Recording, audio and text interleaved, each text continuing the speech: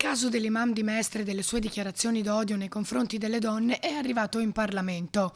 La vice capogruppo di Fratelli d'Italia alla Camera e la responsabile immigrazione del partito hanno presentato un'interrogazione parlamentare al ministro Piantedosi, chiedendogli quali misure si intendano adottare per limitare atti di intolleranza e discriminazione, favorendo una reale integrazione. Ad appoggiare l'azione anche il senatore veneziano Speranzon, che parla di espulsione, posizione condivisa anche dai colleghi di partito in Consiglio Comunale. È inaccettabile e davvero non vedo come una persona del genere possa ancora risiedere nello Stato italiano. Deve, come ha detto bene anche il senatore Speranzon, deve assolutamente essere espulso dall'Italia immediatamente. Non è la prima volta che l'imam finisce al centro di polemiche. È quell'imam che ancora, nonostante ci sia una sentenza che vieta l'utilizzo per la preghiera della moschea in via Piave, lui e loro continuano ad avere i tappeti e a fare quello che vogliono.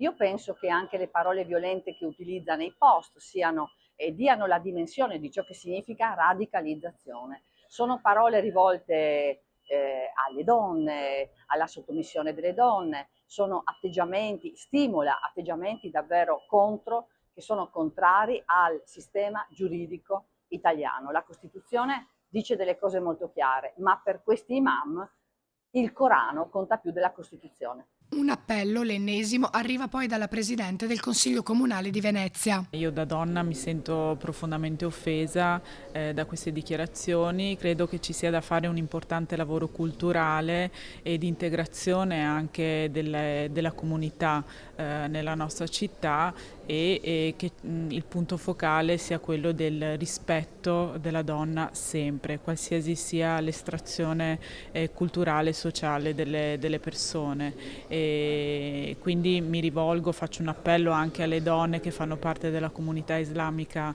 a Mestre, che è quello di cercare di integrarsi anche con quelle che sono le regole di convivenza, le regole civili, ma soprattutto che è quello di far sì che ci sia sempre il rispetto per le donne. La donna non è un essere inferiore rispetto all'uomo.